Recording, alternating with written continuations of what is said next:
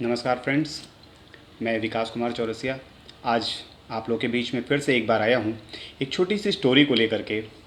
कुछ बहुत सारे लोग ऐसे होते हैं जो थोड़ा काम करते हैं और बहुत ज़्यादा सफलता उन्हें मिल जाती है, और बहुत सारे लोग ऐसे होते हैं हमारे बीच में जो कि लगातार मेहनत करते हैं लेकिन वो सफलता उन्हें नहीं मिल पाती। आखिर इसके पीछे कारण क्या है? कहीं ना कहीं कुछ ना कुछ कमियां उनके काम करने में ज़रूर होती हैं। कहीं ना कहीं कुछ अलग वो लोग ज़रूर करते हैं जो सफल होते हैं।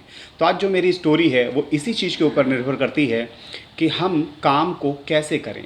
कौन से ऐसे लोग होते हैं जो काम करते हैं और उन्हें सफलता मिलती है, और क्या ऐसा होता है कि लोग अच्छा खासा मेहनत करने के बाद भी सफलता नहीं मिल पाती। आज एक छोटी सी दुकान लगाने वाला व्यक्ति जो रोड के किनारे छोटे छोटे खोमचे और सब्जी की गाड़ी और पान की दुकान और तमाम छोटे छोटे व्यवसाय करते हैं, नो डाउट फ्रेंड्स वो हम और आप से कहीं ज़्यादा मेहनत करते हैं। सुबह 7 बजे से दुकान लगा करके रात को 10 बजे तक वो लगातार मेहनत करते हैं, लेकिन उसके बावजूद भी वो सफलता उन्हें नहीं मिल पाती जो एक कम काम करने वाले व्यक्ति को भी मिल जाती है। तो मेरी आज की स्टोरी इसी के ऊपर है। तो शुरू करता हूँ अपनी स्टोरी के माध्यम से आप लोगों को बताना चाहूँगा, और आप लोग इसे ध्यान से सुने और आखिरी तक इस वीडियो को ज़रूर देखेंगे। जब आप आखिरी तक देखेंगे तभी आपको उस वीडियो का, उस मेरी द्वारा कही गई उन बातों का पूरा निचोड़ मिल पाएगा। ये कहानी है दो दोस्तों की। दो दोस्त एक गांव में रहा करते थे, राम और श्याम।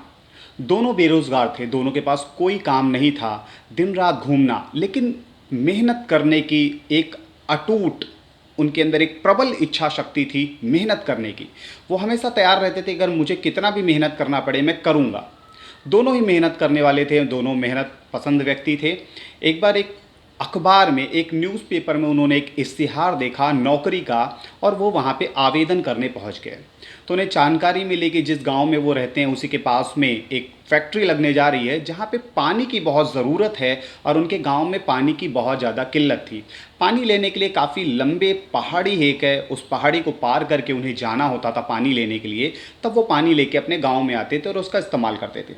जस्ट लाइक जब वो इंटरव्यू के लिए, अपनी नौकरी के लिए उस कंपनी में पहुँचे जो विज्ञापन में निकला हुआ था अखबार के, तो उन्हें बताया गया कि ठीक है भाई, आपको नौकरी तो मिल जाएगी, लेकिन आपको करना क्या है, हमारी फैक्ट्री में भी पानी की बहुत ज़रूरत है और आपके गांव में पानी की किल्लत है, पानी नहीं है आपके गांव में।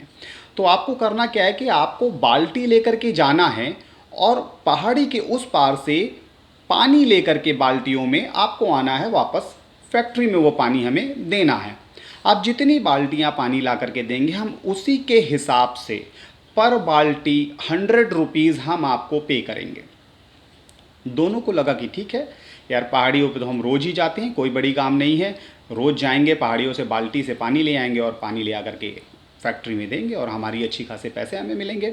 इसी चीज़ को लेकर के वो दोनों लगातार काम करने लगे। डेली 2, 4, 5, 6 ऐसे ऐसे करके वो ट्रिप लगाते थे, क्योंकि वो हैबिचुअल हो चुके थे इस चीज़, क्योंकि लगातार वो चीज़ें कर रहे थे तो उन्हें एक आदत सी पड़ चुकी थी।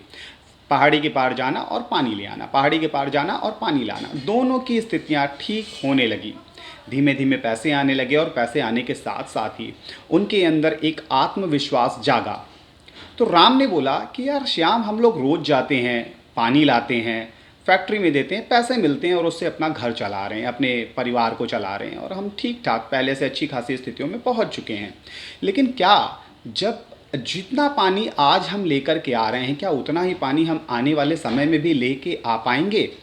बिल्कुल नहीं। अगर हम आज 6 ट्रिप लगा रहे हैं, 7 ट्रिप लगा रहे हैं, तो हो सकता है जैसे जैसे हमारी आयु बढ़ेगी, हमारे समय समय के साथ साथ हमारी शक्ति क्षीण होती जाएगी, हम दुर्बल होंगे, हमारे कार्य करने की क्षमता कम होगी, और जो आज हम 6 ट्रिप 7 ट्रिप लगा रहे हैं, हो सकता है शायद कल को 4, 3 ट्रिप लगाएं, हो सकता है आने वाले समय में हम 1 ट्रिप लगाएं, और उसमें भी क्या होगा कि हमें 100 रुपीज़ मिलेंगे। 100 रुपये 200 रुपये में हम कैसे अपने घर को चला पाएंगे? जैसे जैसे समय बीतेगा वैसे वैसे महंगाइयाँ बढ़ेंगी, वैसे वैसे हमारे खर्चे बढ़ेंगे, और होगा क्या, हमारी आमदनी दिन प्रतिदिन नीचे होगी। तो कुछ ऐसा क्यों ना किया जाए कि कुछ ऐसी प्लानिंग किया जाए कि हम जैसे जैसे समय बीते वैसे वैसे वो काम हमारे लिए आसान हो जाए। हम कुछ ऐसी टेक्निक लगाएं, कुछ ऐसा तरीका बनाएं तो राम की बातों को सुन के श्याम को थोड़ा सा अजीब सा लगा। श्याम बोला, यार कुछ नहीं यार, आराम से 700-800 हज़ार रुपए की डेली की आमदनी आ रही है, अच्छा खासा सब कुछ चल रहा है, क्यों परेशान हो रहा है? वर्तमान देख, वर्तमान, भविष्य में क्या रखा है, कल किसने क्या देखा है, कल क्या होगा क्या नहीं होगा। लेकिन राम का कहना था कि नहीं, आज के साथ साथ हमें कल की भी प्लानिंग करके चलनी चाहिए। जब तक हम कल के लिए अपना एक लक्ष्य नहीं बनाते, जब तक हम कल के लिए एक अपनी प्लानिंग नहीं करते हैं, तब तक हमारा कार्य करना बेकार है। पेट तो जानवर का भी पल जाता है, यानी जो ईश्वर ने जिन जानवरों को जन्म दिया इस धरती पे, सृष्टि पे, जो जानवर आज हैं, वो जानवर भी कहीं ना कहीं से कुछ ना कुछ खा करके अपना पेट पाल लेते हैं। लेकिन अगर हमें इंसान का रूप दिया है, तो कहीं ना कहीं हम में और जानवरों में कुछ ना कुछ तो अंतर है, तो कुछ ऐसा करना चाहिए। राम लगातार ये चीज़ सोचता रहा, लेकिन श्याम ने कहा, नहीं यार, मेरे बस का नहीं यार, मैं तो डेली के लेके आऊँगा और आराम से अपना जीवन चलाऊँगा। राम और श्याम के काम करने की शैली में थोड़ा सा बदलाव आया। राम ने डेली के डेली पहाड़ी के उस पार से इस पार तक के लिए प्लान किया कि मुझे एक पाइपलाइन बिछानी है। एक पाइपलाइन बिछाऊंगा और उस पाइपलाइन से वहाँ का पानी यहाँ ले आऊँगा, यहाँ पे टैप खोलना है और पानी मुझे यहीं के यहीं मिल जाएगा। डायरेक्ट फैक्ट्री में सप्लाई कर दूंगा पाइपलाइन की, जब भी पानी की ज़रूरत पड़ेगी डायरेक्ट पाइपलाइन मिलेगा और वो पानी हमेशा मिलता रहेगा। ये सोच को लेकर के उसने काम करना शुरू किया और पाइपलाइन की व्यवस्था वो करने लगा। श्याम ने कई बार उसे समझाया कि देख, जो काम तू कर रहा है उसमें तुझे बहुत सारी समस्या आएगी, बहुत सारी परेशानी आएगी। लेकिन राम का कहना था, ठीक है, आज मुझे ज़रूर परेशानी मिलेगी, आज मुझे तकलीफ़ उठानी पड़ेगी, आज मुझे ज़्यादा मेहनत करनी पड़ेगी, लेकिन इस काम को करने की वजह से मैं खुद का, अपने बच्चों का, अपने परिवार का भविष्य बना रहा हूँ, उनका भविष्य सुरक्षित कर रहा हूँ।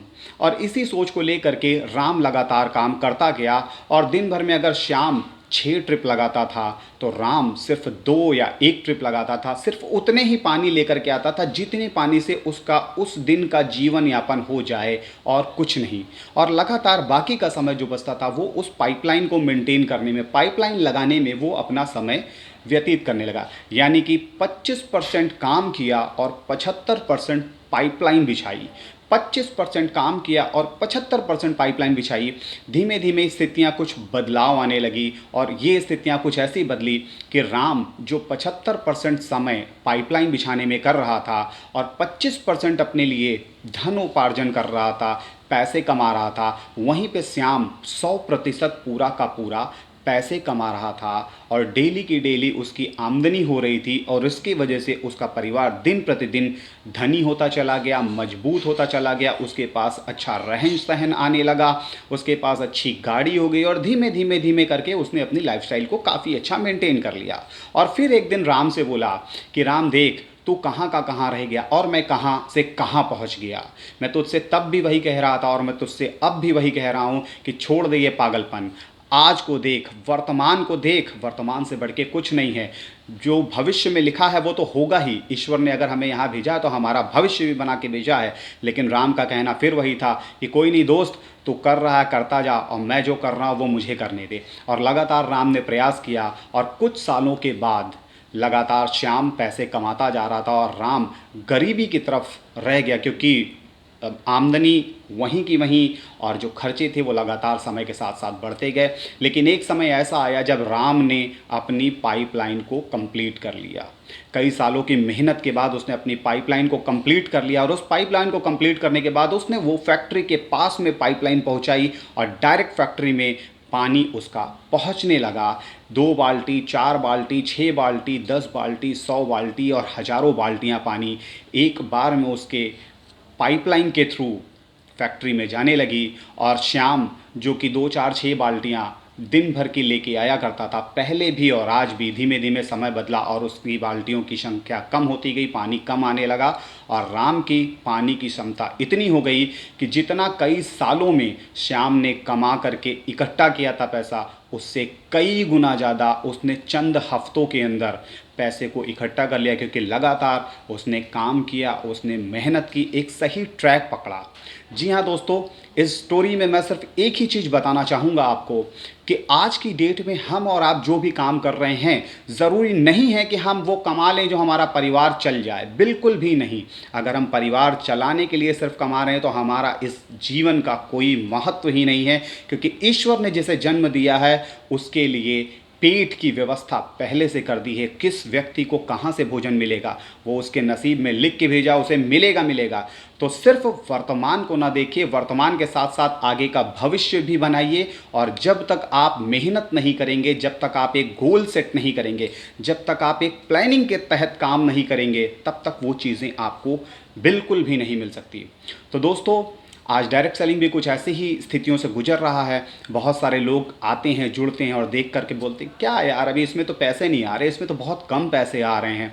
तो फ्रेंड्स, मैं आप सभी को सिर्फ इतना ही बताना चाहूँगा इस वीडियो के माध्यम से कि आज हम पैसे चाहे ज़रूर कम कमा रहे हैं, लेकिन हम राम की स्थिति में हैं। हम पाइपलाइन बिछा रहे हैं, हम आने वाला भविष्य मजबूत कर रहे हैं। और श्याम के पास ज़रूर ज़्यादा पैसे थे, लेकिन कुछ ही समय में राम ने वो बुलंदियाँ पाई, वो आकाश की बुलंदियों को छुआ जो श्याम कभी सपने में नहीं सोच सकता था।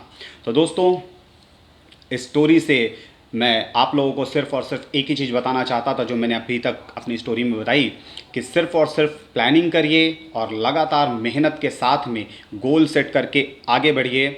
इसी के साथ ढेर सारी शुभकामनाएं। मेरी वीडियो को ज़्यादा से ज़्यादा शेयर करें और खुद भी इसका फ़ायदा उठाएं और अपनी टीम को भी बताएं। गुड एमसी फ्रेंड्स, नमस्कार।